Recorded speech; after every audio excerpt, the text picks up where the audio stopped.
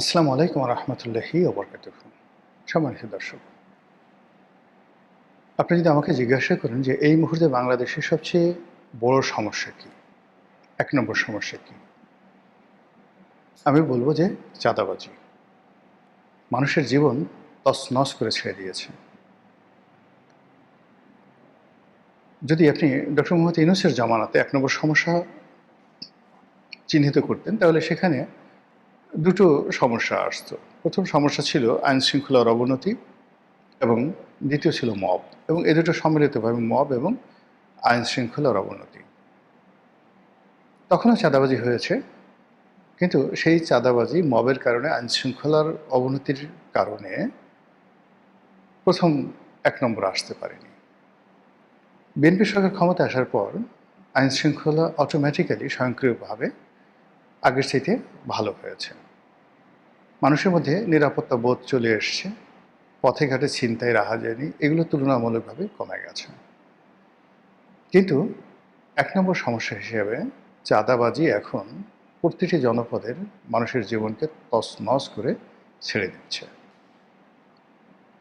সাম্প্রতিক সময় এটা যে কতটা নির্মম সেটা আপনারা জানেন, যে একজন মানবিক ডাক্তার, বাংলাদেশে খুবই প্রশংসিত, আলোচিত, এবং তার মুখ এবং অঙ্গভঙ্গি সব কিছুই পবিত্র। তিনি কিডনির ডাক্তার, কিডনি চিকিৎসক। তার হাসপাতালে এ যাবৎ ২,০০০ কিডনি রোগীর তিনি বিনামূল্যে অপারেশন করে দিয়েছেন। তো সেই মানবিক ডাক্তারের যে ক্লিনিক, সেই ক্লিনিকে চাঁদাবাজি করেছে বিএনপির নামে, যুবদলের নামে। বিষয়টি প্রধানমন্ত্রীর কানে গেছে, তিনি যুবদলের সভাপতিকে পাঠিয়েছেন। ইতিমধ্যে চাঁদাবাজ গ্রেপ্তার হয়েছে, তার সহযোগী সহ। কিন্তু এগুলো যতটা না আলোচিত হচ্ছে, তার চেয়ে বেশি আলোচিত হচ্ছে সেই যে মানবিক ডাক্তার, তিনি অশ্রু সিক্ত নয়নে ঝরঝর করে তার চোখ দিয়ে পানি বেরোচ্ছে। তিনি কিছু একটা বলার চেষ্টা করছেন, কিন্তু আবেগে তিনি সেই কথাগুলো বলতে পারছেন না। তার সেই অশ্রুসিক্ত নয়নের ছবি সম্বলিত ফটোকার্ড সারা বাংলাদেশকে নাড়িয়ে দিয়েছে। এর ফলে চাঁদাবাজির যে ঘটনাটি আবার নতুন করে সামনে চলে এসছে। র্যাব অনেকদিন ধরে নিষ্ক্রিয়। শেখ হাসিনার পতনের পর থেকে আসলে র্যাব নিষ্ক্রিয় পুরোপুরিভাবে। আর এর আগে যখন জাতিসংঘে নিষেধাজ্ঞা দেওয়া হলো, তখন র্যাব অটোমেটিক্যালি তাদের কার্যক্রম তারা গুটিয়ে এনেছিল। এই বাহিনীটি বিএনপির জামানায় প্রতিষ্ঠিত হয়েছিল, এবং বিএনপির প্রথম দিকে এই বাহিনীটির যে কার্যকারিতা, তার ফলে বিএনপির শাসন ক্ষমতাটা টিকে গিয়েছিল এই র্যাব প্রতিষ্ঠা করার ফলে। আদারওয়াইজ যেভাবে চাঁদাবাজি, খুন, ধর্ষণ, রাহাজানি ওটা বেড়ে গিয়েছিল, তখন র্যাবের উপস্থিতি মানুষ আশীর্বাদ হিসাবে নিত। কিন্তু যা হয়, যে কোনো একটা বাহিনী, যে কোনো একটা মানুষ, যে কোনো একটা পরিবার প্রতিষ্ঠান যখন খুব ভালো করে এবং মানুষ প্রশংসা করে, তখন আর তারা স্বাভাবিক অবস্থায় থাকে না। র্যাবেরও ঠিক সেম অবস্থা হলো। সেনাবাহিনী থেকে, পুলিশ বাহিনী থেকে যে সমস্ত লোক র্যাবে পদায়ন লাভ করত, সঙ্গে সঙ্গে তাদের একটা বিরাট অংশ আজরাইলে পরিণত হতো। এবং শেখ হাসিনার জমানাতে নয়, একেবারে বিএনপি জমানাতে শেষের দিকে এই র্যাব রীতিমতো ফ্রাঙ্ক আইনস্টাইনের দানবে পরিণত হয়েছিল 2005 এবং 2006 সনে। এবং তারপর সেই দানব হতে হতে তারা মহাদানব হয়ে গিয়েছিল। এবং নারায়ণগঞ্জের যে হত্যাকাণ্ড, কিংবা ইলিয়াস আলীর যে গুম, চৌধুরী আলমের গুম থেকে শুরু করে আরও বহু অপকর্মের সাথে তারা যেভাবে নিজেদেরকে জড়িয়ে পড়ে ফেলেছিল, সেটা রীতিমতো ডাকাতি বললেও ভুল হবে। একজনের পক্ষ হয়ে চাঁদাবাজি করা, খুন করা, ধর্ষণ করা, এরপরে নারী লিপ্সা থেকে শুরু করে, মানে র্যাবের কর্মকর্তাদের বিরুদ্ধে এমন কোনো পাপ কার্য নাই যে কাজের অভিযোগ তাদের ছিল না। এবং এটা বাড়তে বাড়তে বাড়তে বাড়তে এমন একটা পর্যায়ে চলে গেল যে নারায়ণগঞ্জে 7 মার্ডারের মাধ্যমে বলতে গেলে আল্লাহর গজব নাজিল হলো এই বাহিনীটির প্রতি। এরপর জাতিসংঘের নিষেধাজ্ঞা আসলো। এরপর থেকে এরা চুপচাপ, কিন্তু আবার নতুন করে তাদেরকে সক্রিয় করার চেষ্টা করা হচ্ছে। ইতিমধ্যে আমরা শুনেছিলাম যে র্যাব বিলুপ্ত করে দেওয়া হবে, কিন্তু সেটা হচ্ছে না। আপনারা জানেন যে সরকার চাঁদাবাজির ব্যাপারে সতর্ক অবস্থানে আছে, তারা জানে, এবং ইতিমধ্যে নাকি ৪,৫০০ সারা দেশে চাঁদাবাজ আছে, শীর্ষ চাঁদাবাজ, যাদেরকে চিহ্নিত করা হয়েছে এবং এদেরকে খুব দ্রুত গ্রেপ্তার করা হবে। তারা গোয়েন্দার নজরদারিতে আছে এবং তাদেরকে মানে একেবারে টার্গেট করে করে ধরা হবে, এরকম প্রচার পুলিশের পক্ষ থেকে করা হচ্ছে, র্যাবের পক্ষ থেকে করা হচ্ছে।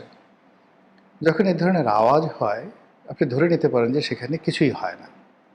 ফলে এই যে ৪,৫০০ চাঁদাবাজ ধরবে, এটা আমার কাছে মনে হচ্ছে চাঁদাবাজ ধরা তো দূরের কথা, এখানে চাঁদাবাজদের পশমও তারা স্পর্শ করতে পারবে না। লোক দেখানো হয়তো ৪,৫০০ চাঁদাবাজের মধ্যে ৪.৫ ডজন বা ৪.৫ হালি তারা ধরতে পারেন, আবার তারা বের হয়ে আসবে এবং জেলখানাতে গিয়েও তারা সেই চাঁদাবাজি চালাবে। যারা জেলে গেছেন এবং জেলে যারা কুখ্যাত সন্ত্রাসীদেরকে দেখেছেন, তারা জানেন যে সন্ত্রাস এবং চাঁদাবাজের যে নেটওয়ার্ক, এরকম একটা শক্তিশালী অবস্থায় যে চাঁদাবাজরা কলকাতাতে থাকুক, সন্ত্রাসীরা দুবাইতে থাকুক কিংবা জেলখানাতে থাকুক, ডাজ নট ম্যাটার, তাদের যদি সিস্টেমটা চালু থাকে তাহলে তারা যে কোনো জায়গাতে বসে এই চাঁদাবাজিটা করতে পারে। ফলে আমরা কি দেখেছি, একজন ডাকাত শহীদ, একজন টোকাই সাগর, একজন মুরগি মিলন, একজন কালা জাহাঙ্গীর দৃশ্যপটে না থেকেও সারা বাংলাদেশকে তছনছ করে ছেড়ে দিয়েছে। একজন সুইডেন আসলাম, একজন সুব্রত বাইন দীর্ঘদিন পুলিশের হেফাজতে থেকেছে, দীর্ঘদিন কারাগারে থেকেছে, কিন্তু এটা কোনো মিন করেনি, সমাজে কোনো উন্নয়ন হয়নি, তারা তাদের কাজগুলো করেছে। আবার ধরুন শীর্ষ সন্ত্রাসী জিসান থেকে শুরু করে অন্য যাদের নাম শুনতে আমরা পেরেছি, এরা কখনো ব্যাংককে থেকেছে, কখনো দুবাইতে থেকেছে, কিন্তু বাংলাদেশে তাদের সিন্ডিকেশনটা বন্ধ হয়নি। সেই অর্থে এখন এই নতুন সরকারের আমলে অতীতের চাঁদাবাজির যে সিন্ডিকেট ছিল, প্রায় সবগুলো সিন্ডিকেট এখন আছে। তার সঙ্গে সঙ্গে যে সিন্ডিকেটের সাথে, চাঁদাবাজ সিন্ডিকেটের সাথে ৮০-র দশকে, ৯০-এর দশকে রাজনীতিবিদদের আসলে সম্পর্ক ছিল না, কিন্তু ২০০১ সন থেকে এই চাঁদাবাজ সিন্ডিকেট, আন্ডারওয়ার্ল্ডের যে ডন, তাদের সঙ্গে একটা পলিটিক্যাল কানেক্টিভিটি চলে আসে। রাজনীতিবিদরা একে অপরের বিরুদ্ধে এই সিন্ডিকেটকে তারা ব্যবহার করতে থাকে। ফলে আমরা কখনো কখনো 7 স্টার গ্যাং, কখনো আমরা 5 স্টার গ্যাং তাদেরকে দেখেছি, এবং এখনও সেই গ্যাংগুলো কিন্তু সক্রিয় আছে। তাদের অনেকগুলো আস্তানা এই ঢাকা শহরে রয়েছে। কখনো তারা টঙ্গী, কখনো তারা উত্তরা, কখনো তারা মোহাম্মদপুর, কখনো তারা সায়েদাবাদ, কখনো তারা গুলশান এর বিভিন্ন এলাকাকে কেন্দ্র করে তাদের সাম্রাজ্যের হেডকোয়ার্টার তারা স্থাপন করে বসে। তো যেটা বলছিলাম যে এই চাঁদাবাজির যে সিন্ডিকেটগুলো ইনুর জমানাতে যখন নতুন করে হাত বদল হলো, আওয়ামী লীগের হাত থেকে নতুন হাতে আসলো, তখন সেখানে অনেকে জড়িয়ে পড়ল। সেখানে আওয়ামী লীগ যারা ছিল তাদের দ্বিতীয় সারির, তৃতীয় সারির যারা লোকজন তারা ছিলেন, তার সঙ্গে সঙ্গে আবার নতুন রাজনৈতিক সংযোগ, নতুন মাস্তান, বিদেশ থেকে অনেকে চলে এলো, জেলখানা থেকে অনেকে বের হয়ে এলো। ফলে এটা চাঁদাবাজির একটা স্বর্গ রাজ্যে পরিণত হয়ে গেল এবং সেটি বর্তমান জমানাতে এসে রীতিমতো প্রাতিষ্ঠানিক রূপ লাভ করেছে। ফলে একসময় যেটা ভারতের হাজী মস্তান, ছোট শাকিল, ছোট রাজন, দাউদ ইব্রাহিম, এই যে গ্যাংস্টারগুলোর নাম আমরা শুনতে পেরেছি, যারা কেবলই মাত্র ভারত নয়, মুম্বাই নয়, ইসলামাবাদ, মুম্বাই, দিল্লি, ঢাকা, দুবাই, পুরো এলাকাতে দাপিয়ে বেড়াতো এবং এখনও দাপিয়ে বেড়াচ্ছে। তো এই সিন্ডিকেটের সঙ্গে বাংলাদেশের চাঁদাবাজ সিন্ডিকেটের যদি যোগাযোগ হয় বা হয়ে গিয়ে থাকে, আমি খুব আশ্চর্য হব না। আপনারা কি শুনেন নাই যে অতীতে দাউদ ইব্রাহিম কিভাবে মুম্বাই এবং ঢাকাতে তাদের প্রভাব বিস্তার করেছে? কত বড় আন্ডারওয়ার্ল্ডের ডনরা গিয়ে দাউদ ইব্রাহিমের সাথে দেখা করেছে, কোন চলচ্চিত্র নায়ক দেখা করেছে, নায়িকা গিয়ে দাউদ ইব্রাহিমের বাহুলগ্ন হয়ে এসেছে। আপনারা সেই খবর মোরালেস সবাই জানেন। This is underworld. তো যেটা বলছিলাম যে শিরোনামে, যে চাঁদাবাজি সবাই বলছে বন্ধ হবে, অ্যাকশন হবে, কিন্তু এটা বন্ধ কেন হচ্ছে না, নির্মূল করা যাচ্ছে না? এর কারণ হলো পলিটিক্যাল পাওয়ার। রাজনৈতিক যে শক্তি, সেই রাজনৈতিক শক্তি যখন সামহাও চাঁদাবাজির সঙ্গে মিশে যায়, তখন চাঁদাবাজি কখনো বন্ধ হয় না।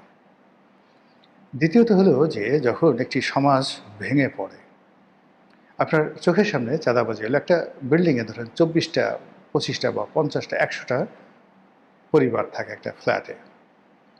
তো সেখানে একটা পরিবারকে টার্গেট করে চাঁদাবাজরা অন্যায় করছে, প্রতিদিন বাড়ির সামনে তারা সিন ক্রিয়েট করছে, ঢিল মারছে, গালাগালি করছে, ইপটিজিং করছে। কিন্তু ওই পরিবারের ওই বিল্ডিংয়ে বসবাসরত কোনো মানুষ সংঘবদ্ধভাবে তারা বের হয়ে আসছে না, তারা চাঁদাবাজকে ঘেরাও করছে না, তারা ধরছে না, কেউ একজন সম্মুখ সারিতে নেতৃত্বে এগিয়ে আসছে না, বিবেক কাজ করছে না, তখন চাঁদাবাজি বন্ধ হয় না।